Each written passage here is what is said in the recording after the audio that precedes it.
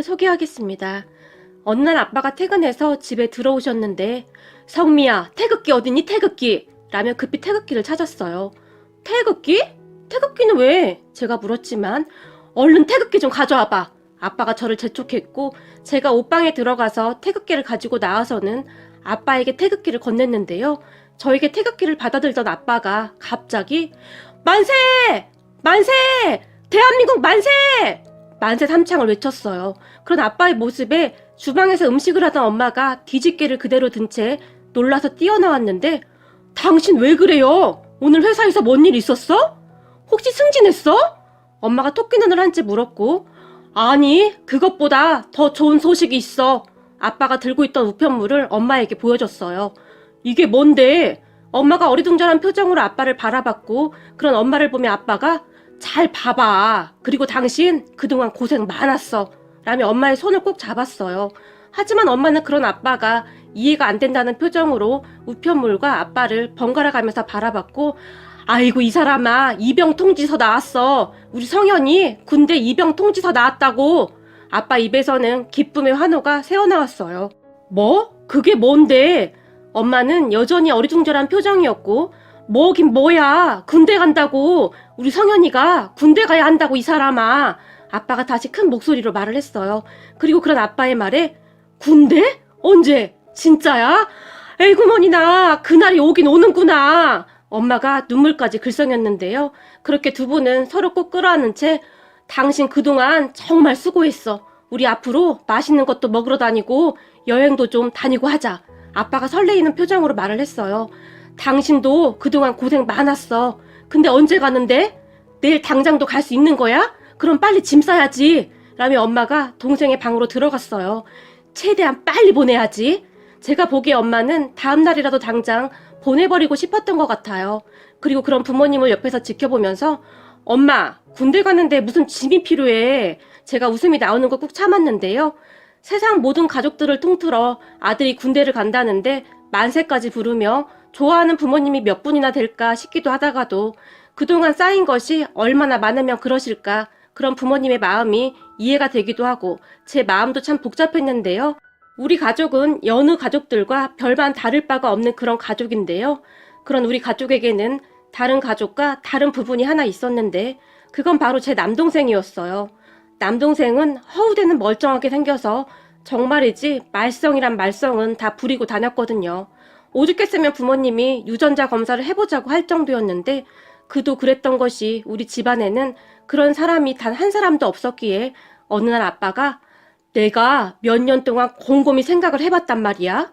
그런데 성현이는 아무리 봐도 내 자식이 아닌 것 같아. 라며 심각한 표정으로 말을 했고 뭐? 그럼 내가 바람이라도 펴서 낫단 말이야? 엄마가 흥분한 채 아빠에게 소리를 질렀어요. 그런 엄마의 말에 아니지. 아무리 봐도 당신을 닮은 구석도 한 군데도 없어. 당신이나 우리 성민아 책에 미쳐 사는 사람들인데 난 성현이가 책 읽는 걸 단 한 번도 본 적이 없어. 그래서 내가 곰곰이 생각해봤거든. 그래서 나온 결론이 말이야. 아빠가 한마디 한마디를 정말 심각하게 말했는데요. 그러다가는 다시 아무래도 병원에서 바뀐 것 같아. 그렇지 않고는 도저히 설명이 안 되잖아. 아빠가 확실하다는 표정으로 엄마를 바라봤어요. 그런 아빠의 말에 아빠 거울 좀 보고 말해. 성현이는 누가 보더라도 아빠 아들이야. 아주 그냥 붕어빵처럼 찍어놨구만. 뭔 이상한 소리를 하고 있어. 물론 엄마 아빠 사이에서 약간 불가능해 보이긴 한 성격이지만 생김새는 분명히 아빠 아들이야. 제가 단호하게 말을 했는데 아니야 그럴 리가 없어. 그런 제 말에 아빠가 절규했어요. 그런 우리 아빠가 너무 심해 보인다고요? 하지만 절대 그렇지가 않답니다. 왜냐고요? 제 남동생은 망난인데요. 그것도 망나니 중에 울트라 초특급 망나니입니다. 우리 집에서 가장 많이 하는 말이 망나니 어디 갔어? 오늘 학교에서 전화 안 왔어? 라는 말이었거든요. 하물며 할머니 할아버지조차도 애미야 망나니는 요즘 어떻니? 이번 달에는 학교를 몇 번이나 다녀왔니? 라고 물어볼 정도였으니까요. 그랬으니 우리 가족은 동생에게 아주 질릴 대로 질려 있었어요. 그렇다고 동생이 뭔 큰 문제를 일으키거나 그런 것은 아니었지만 끊임없이 사건들을 만들고 다녔거든요. 공부도 정말 못했는데 반에서 거의 꼴등을 맡아 놓을 정도였어요. 참 이상했던 것이 우리 부모님은 공부를 정말 잘하셨거든요. 거기다 저도 공부를 꽤 잘했고요. 그런데 동생은 참 신기할 정도로 공부를 못했어요. 결국 대학은 꿈도 못 꿨고 아빠가 기술이라도 배우라고 여러 학원에 보내기도 했지만 그곳에서조차 말썽을 부리고 나오기 일쑤였으니 부모님의 스트레스가 쌓일 대로 쌓여가고 있었거든요. 그런데 그날 입영 통지서가 날라왔으니 부모님이 좋아할 수밖에요. 적어도 저는 그런 부모님의 마음이 이해가 되었어요. 최소한 군대에 들어가 있는 동안에는 숨통이 트이지 않을까 하고 생각하셨던 것 같아요. 그렇게 얼마 후 동생이 집에 들어왔고 그런 동생을 기다리던 아빠가 장하다 우리 아들 드디어 네가 해냈구나 라며 기특한 표정으로 동생을 꼭 끌어안아줬어요. 그리고 엄마도 눈에 눈물까지 가득 머금고는 성현아 기특한 우리 아들 이러며 동생을 꼭 안아주었는데요. 누가 보면 고시 합격이라도 한 줄 알 정도였어요. 그리고 그런 부모님을 보며 왜 그래? 집에 무슨 일 있어? 동생이 놀라서 부모님을 바라봤고 그런 동생을 그윽한 눈으로 바라보던 아빠가 우리 아들 국가에서 너에게 편지를 한 통 보냈더구나 라며 동생에게 우편물을 전해줬어요. 영장을 받아둔 동생이 이게 뭔데? 국가에서 나한테 편지를 왜 보내? 라며 놀란 토끼눈이 되었는데요. 잘 읽어보거라. 네가 국가의 부름을 받고 군대를 가야 할 시간이 되었구나. 아주 건강하게 잘 자라준 우리 아들에게 정말 고맙구나. 아들아, 군대 영장 나왔다! 라고 큰 소리로 외쳤어요. 그런 아빠의 말에 동생의 얼굴이 새파랗게 질렸는데요. 뭐? 영장? 신체 검사 받은 지 얼마나 됐다고 벌써 나와. 나 안 가. 나 절대 안 갈 거야. 아니 못 가. 나 몸 약해서 못 간다고 해. 동생이 들고 있던 입영 통지서를 허공에 던져버렸어요. 아들, 그게 무슨 말이냐? 대한민국 남자라면 군대는 당연히 가야 하는 거란다. 네가 진짜 남자가 됐다는 말인데 이보다 더 기쁜 일이 어디 있겠니? 엄마 아빠는 네가 정말 자랑스럽구나. 그때 당시 아빠의 마음은 정말이지 진심 같아 보였어요. 아니죠. 정말 간절해 보였다고 해야 할 것 같네요. 그렇게 몇 날 며칠 동생을 설득하기 시작했지만 싫어! 난 안 가! 절대 안 갈 거야! 동생이 뒤로 넘어가다시피 했고 그 모습을 보며 아빠가 결국 특단의 조치를 내렸는데요. 너 군대 다녀오면 할아버지가 차 사준대. 네가 좋아하던 그 차! 라며 동생을 꼬시기 시작했고 차? 진짜? 순간 동생이 혹했는데요. 그럼 진짜지. 그러니까 군대 가서 잠깐만 쉬다 온다고 생각해. 거기 갔다 오면 멋진 차가 생기잖니? 이보다 더 좋은 일이 어디 있겠냐. 그러니까 잘 생각해. 아빠가 쐐기를 박듯이 진지하게 말을 했고 옆에서 그런 둘의 대화를 듣던 엄마가 그래 군대 가서 조금만 버티다 나오면 차 하나 생기는데 잘 생각해야지. 너도 알다시피 엄마 아빠는 너한테 그런 차 사줄 능력도 안 되니까 잘 생각해봐 라며 동생을 열심히 꼬셨어요. 그렇게 동생은 차 앞에서 그냥 무너져 버렸고 군대에 가겠다고 선포를 했어요. 뭐 군대라는 곳이 자기가 가기 싫다고 해서 안 갈 수 있는 곳도 아니지만 말이죠.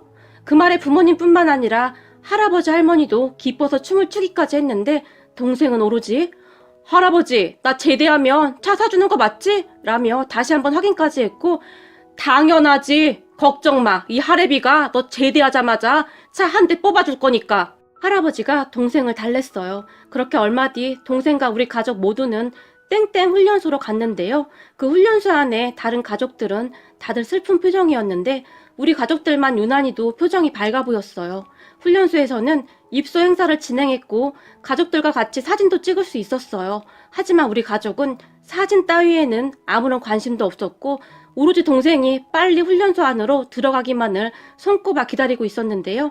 그렇게 초조한 마음으로 언제나 들어갈까 기다리고 있었고 주변을 둘러보던 엄마가 근데 다른 엄마들은 다들 우는구나? 제게 속삭였고 당연하지. 아들이 군대 간다고 하는데 걱정도 되고 그렇겠지. 제가 당연하지 않느냐는 듯이 말을 했는데 도대체 눈물이 왜 나는 거지? 분위기가 그래서였는지 제 동생 눈에도 눈물이 고이기 시작했어요. 그날 저는 군대가 사람 만든다는 말이 진짜구나 하고 확신했어요. 주변 분위기에 뭔가 불안함이 느껴졌던지 계속해서 동생이 눈물을 글썽였고 그 모습을 지켜보던 엄마가 너 그 눈에 넣는 물 그거 있지? 라고 물었고 눈에 넣는 물? 그게 뭐야? 순간 제가 놀라서 물었는데요. 왜 그거 있잖아. 인공 눈물인가 머식인가? 그것 좀 줘봐. 라며 저를 재촉했어요. 그런 엄마의 말에 제가 얼떨결에 가방에서 인공 눈물을 꺼냈는데 제 손에 있던 인공 눈물을 순식간에 낚아채 가더니 동생이 잠시 자리를 비운 사이 몰래 그걸 눈에 넣기 시작했어요. 그런 엄마를 보며 엄마 그거 그렇게 많이 넣는 거 아니야. 제가 뜯어 말렸지만 가만히 있어봐. 이래야 눈물 나는 것 같이 보일 거 아니야. 라며 마구마구 넣기 시작했어요. 그리고는 할머니에게도 어머니 이리 와보세요. 라며 할머니 눈에도 인공 눈물을 넣어드렸는데요. 아이고 이게 뭐냐. 할머니가 놀라서 물었고 이게 그 인공 눈물이라는 거예요. 우리도 최소한도로 눈물이 나는 척은 해야 할 거 아니에요. 라고 할머니에게 말을 했어요. 그래? 그거 아주 괜찮구나. 근데 무슨 행사를 이렇게 많이 한다니? 훈련소 안으로 도대체 언제 들어간다니? 빨리 넣어놔야 안심이 될 텐데. 할머니가 초조한 듯이 물었어요. 조금만 기다리세요. 금방 들어갈 거예요. 제 훈련소로 넣어버리고 우린 소고기 먹으러 가요. 제가 1등급 한우로 사드릴게요. 우리 어머니도 그동안 고생 많으셨어요. 엄마가 할머니의 손을 꼭 잡았어요. 그런 엄마의 말에 소고기 좋지. 오늘 우리 배 터지게 한번 먹어보자꾸나. 할머니가 설레는 표정으로 말을 했어요. 옆에서 그런 모습을 지켜보고 있는데 현실이 참 슬프기도 하고 다른 한편으로는 짠하기도 하고 참 만감이 교차하더라고요. 그렇게 할머니와 엄마는 눈에 인공 눈물을 가득 넣고는 잘 다녀오거라. 면회 올 테니까 잘하고 있어. 라고 말을 했는데 그 순간 엄마가 눈에 힘을 주며 눈을 감으니까 두 눈에서 인공 눈물이 뚝 하고 떨어졌고 왜 울고 그래요. 걱정 마세요. 잘하고 올 테니까. 동생이 엄마를 안쓰럽게 바라봤어요. 옆에서 지켜보던 할아버지가 성현아 힘들 때마다 그 차를 생각하거라. 제대하면 이 할애비가 바로 사줄 테니까 라며 힘주어 말씀하셨어요. 그리고 얼마 후 동생이 훈련소 안으로 완전히 사라져버리자 자 빨리 갑시다. 이제부터 우린 자유예요 자유 라며 엄마가 소리를 질러댔어요. 그 바람에 주위에 있던 다른 가족들이 우리를 흘기들기 쳐다보기도 했지만 이런 감격스러운 순간이 또 어디 있을까? 세상에나 살다 보니 이런 날이 다 오는구나. 아빠가 허공에 대고 중얼거렸고 우리 가족은 바로 집으로 올라와서는 1등급 한우를 먹으며 힘들기만 했던 지난 이야기를 하며 밤을 지새웠답니다. 망나니 제 동생은 그렇게 군입대를 했고 그날부터 집안 분위기가 바뀌기 시작했는데요. 우선 엄마가 동생 방을 싹 다 치우고 있었어요. 엄마 뭐해? 제가 물었는데 이제부터 이 방은 내 개인적인 공간으로 활용할 생각이야 라며 신이 나 있었어요. 그리고는 동생의 방에 엄마의 짐을 다 옮겨놓고 행복해했고 우리 가족은 동생이 군대에 간 뒤로 그렇게 평화로운 생활을 하고 있었어요. 정말 얼마 만에 갖는 평화였는지 그저 행복할 수밖에 없었는데요. 그러던 어느 날 동생에게 연락이 왔는데 엄마 나 이발병 됐어. 동생이 상기된 목소리로 말을 했고 뭐? 이발병? 너 집에서 과이질 하나 제대로 못하면서 네가 이발을 어떻게 해? 엄마가 물었지만 몰라 그냥 하라는데? 그리고 엄마 군대에서는 원래 안 되는 게 없는 거야 라며 의기양양하게 말을 했다고 하는데요. 그런 동생의 말을 듣던 엄마가 그래 잘해봐 라고 영혼 없이 대답을 했고 말이죠. 그렇게 시간이 얼마나 흘렀을까요? 동생 첫 면회를 갔는데 아주 군기가 바짝 들어서는 인사도 제법 군인답게 했고 망나니 동생 모습이 많이 바뀌어 있었는데요. 너 이발병 됐다면서 할만하고? 할머니가 물었는데 그럼 내가 나중에 나가면 할머니 할아버지 머리 이발해 드릴게요. 동생이 자신만만하게 말을 했어요. 그렇게 또 시간이 흘렀고 어느덧 동생이 첫 휴가를 나왔는데 할머니 할아버지도 우리 집에 다 오셔서는 같이 식사를 했어요. 그리고 다음날 아빠와 저는 출근을 했고 엄마는 잠시 외출을 나갔었는데요. 할머니와 할아버지 그리고 동생만 집에 있었는데 잠에서 깬 동생이 할머니를 보며 할머니 내가 이발해 줄게 라며 어디서 구했는지 가위를 들고 있었다고 하는데요. 그런 동생의 모습에 지레 겁을 집어먹으신 할머니가 아니야 난 절대 이발 안 해 라고 단번에 거절하셨다고 하는데 나 연습하려고 하는 거니까 그냥 좀 해주면 안 돼? 동생이 할머니에게 애원을 했다고 하는데요. 그 순간 할머니가 당신이 하구려? 당신 머리 짧아서 금방금방 길지 않소. 잘못 잘라도 금방 다시 기니까 당신이 해주면 되겠네 라며 할아버지의 등을 떠밀었고 할아버지가 얼떨결에 동생에게 머리카락을 내어주었다는데 할아버지 얼굴은 울상이셨다고 하네요. 그리고 옆에서 그 모습을 지켜보던 할머니가 조마조마한 마음으로 그 둘을 지켜봤다고 하는데요. 처음에는 동생이 제법 의기양양하게 가위를 집어들었다는데 할머니 말씀에 따르면 처음에는 아주 그럴싸하게 보이더구나. 그래서 나도 안심이 될 정도였어. 라는 말을 하기도 하셨는데요. 그런데 잠시 후 집이 난장판이 나버렸는데요. 동생이 할아버지 머리를 깎다가는 이상하네. 가위가 내가 쓰던 게 아니라서 그렇나? 왜 잘 안 되는 거지? 라며 고개를 갸우뚱거리기 시작했는데요. 이상하다. 할아버지 머리가 좀 특이한데? 군인들 머리랑 좀 다른데? 라며 동생이 중얼거렸고 정말 순식간에 할아버지 머리카락이 난리가 났다고 하는데요. 그때 당시 그 모습을 지켜보던 할머니가 말도 마라. 내가 잘라도 그거보다 잘 자르겠다. 근데 제 군대에서 이발병은 맞는 거냐? 아니 저 실력으로 군인들 머리는 어떻게 자른다는 거야? 세상에나 그 이상한 가위로 네 아버지 머리를 그냥 막 쓱싹쓱싹 하더니 눈 깜짝할 사이에 머리카락을 잡초로 만들어놨어. 그러더니 뭐가 이상하네 라며 뭐라고 씹으러대더니 머리를 이 지경으로 만들어놨어. 너희들이 그 모습을 봤어야 했는데 그때 내가 놀란 거 생각하면 아직도 심장이 벌렁거려서는 내 머리카락 안 자르길 다행이지. 앞으로 저 머리를 하고 동네 노인정을 어떻게 가 그래? 라며 혀를 차셨어요. 그리고 그렇게 실수를 한 동생은 그 실수를 수습하기 위해 무진장 애를 썼다고 하는데요. 그러다가 할아버지 머리카락이 점점 짧아졌다고 하는데 그날 집에 들어가서 할아버지의 머리를 보던 우리 모두는 큰 충격과 함께 나오는 웃음을 견뎌내야만 했어요. 우리 할아버지 머리카락이 말이죠. 군대 간 동생 머리보다 더 짧아져 있었거든요. 그렇게 할아버지가 우리를 보자마자 내가 이놈의 자식을 그냥 가만 안 둘 거다. 울상을 지으며 소리를 지르셨어요. 그런데 더 기가 막혔던 것이 성현이 어디 갔어요? 할아버지의 머리를 보던 아빠가 놀라서 물었는데요.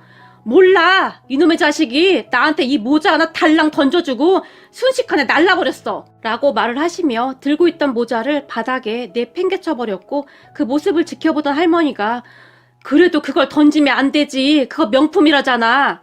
할아버지에게 말을 했는데 명품 같은 소리하고 자빠졌네. 이 야구 모자를 쓰고 어딜 돌아다니라고. 이놈의 자식 만나기만 해봐.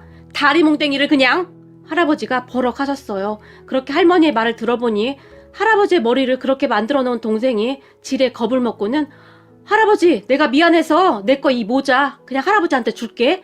이거 되게 비싼 거야. 근데 내가 그냥 줄게. 그러니까 화 풀어. 라며 주랭랑을 쳐버렸다고 하네요. 그리고 그런 할아버지의 모습을 보며 아빠가 그래도 아버지가 그래서 얼마나 다행이에요. 저는 회사까지 다니는데 제가 그랬다면 어쩔 뻔했어요. 제가 그 머리로 다닐 수는 없잖아요. 그냥 성현이한테 머리를 맡긴 아버지를 탓해야지 어쩌겠어요. 아빠가 할아버지를 달랬지만 아니 저런 정신 나간 놈한테 이발병을 시킨다는 게 말이나 되는 소리냐? 할아버지가 흥분한 채 말을 했어요. 그 뒤 동생은 휴가 내내 집에도 들어오지 않았고 어디서 지내는지 모르겠지만 어느 날 전화 한 통이 왔는데 할아버지 괜찮아? 지금쯤이면 머리카락 많이 자랐지? 내가 더 배워서 다음 휴가 때는 진짜 제대로 깎아드린다고 전해줘. 라고 말을 했고 그런 동생에게 제가 너 앞으로 휴가 때도 절대 집에 오지 마라. 할아버지가 너 눈에 띄기만 하면 네 다리 몽댕이 어떻게 해버린대. 그러니까 조심해. 제가 동생에게 심각하게 말을 했고 그런 제 말에 누나 나 내일 모레 휴가 끝나고 부대 복귀하니까 나 찾지 마. 라며 동생은 집에 발도 들여놓지 못한 채 부대에 복귀를 했어요. 그 뒤에도 할아버지가 눈이 시뻘개져서는 동생을 찾아다니면서 너 이놈 제대하기만 해봐. 내가 자동차 사주나 봐. 이런 정신 나간 놈 같으니라고. 라며 분노하셨지만 정말 다행이었던 것은 몇 달 뒤에 할아버지 머리카락은 다시 정상이 되었고 그 뒤에는 금방 잊어버리시는 듯 했어요. 그렇게 시간이 흘러 동생은 어느덧 일병을 달고 상병을 달더니 참 많이 변했는데요. 위에 선임을 잘 만났던지 나중에는 진짜 사람이 돼서 나왔어요. 선임이란 사람이 명문대를 졸업하고 꽤 똑똑한 사람이라고 집에 올 때마다 그렇게 자랑을 하더니 어느 날은 나 제대하면 공부해서 대학에 가야겠어 라는 말을 하기도 했거든요. 결국 동생은 제대하고 공부를 시작했는데 삼수 끝에 지방 국립대에 가게 되었고 물론 가끔 엉뚱한 사고를 치긴 했지만 그래도 정말 양반이 되었어요. 거기다 제대 후 할아버지가 차를 사주겠다고 했지만 할아버지 그 돈 나중에 나 대학 갈 때 학비나 보태줘 라는 말을 하기도 해서 할아버지가 볼을 꼬집으시면서 이게 지금 꿈은 아닌 거지? 라는 말을 하셨고요. 참 군대 가면 사람 된다고 하더니 정말 사람 돼서 나왔네요. 정말 더 놀라운 건 말이죠. 군대에서 만났던 그 선임과 함께 봉사활동을 다니기도 했는데 노인정이라든지 복지센터 같은 곳에 가서 어르신들 이발도 해드리고 있답니다. 참 세상 일 아무도 모르는 일이라고 인간이 그리도 변하더라고요. 그리고 더 기가 막힌 일은 동생의 그 선임이라는 사람과 제가 지금 만나고 있는 중이랍니다. 그러니까 둘이 연인 사이가 되었어요. 그리고 우리는 얼마 후에 결혼을 할 예정인데요. 제 동생이 제 남자친구를 그렇게 잘 따를 수가 없어요. 그런 제 남자친구가 참 신기할 뿐인데요. 제 동생을 잘 구슬려서는 정말 참다운 인간을 만들어놨어요. 그 모습에 우리 할아버지 할머니 그리고 우리 부모님은 제 남자친구를 그렇게 예뻐할 수가 없고요. 그런 동생을 보며 남자는 역시 군대를 다녀와야 하는 거구나 라는 생각을 하게 되었답니다. 앞으로도 동생이 지금 그 마음으로 정말 잘 살아가길 바라봅니다. 오늘의 사연은 여기까지였습니다. 즐겁게 보셨다면 구독, 좋아요 부탁드립니다. 고맙습니다.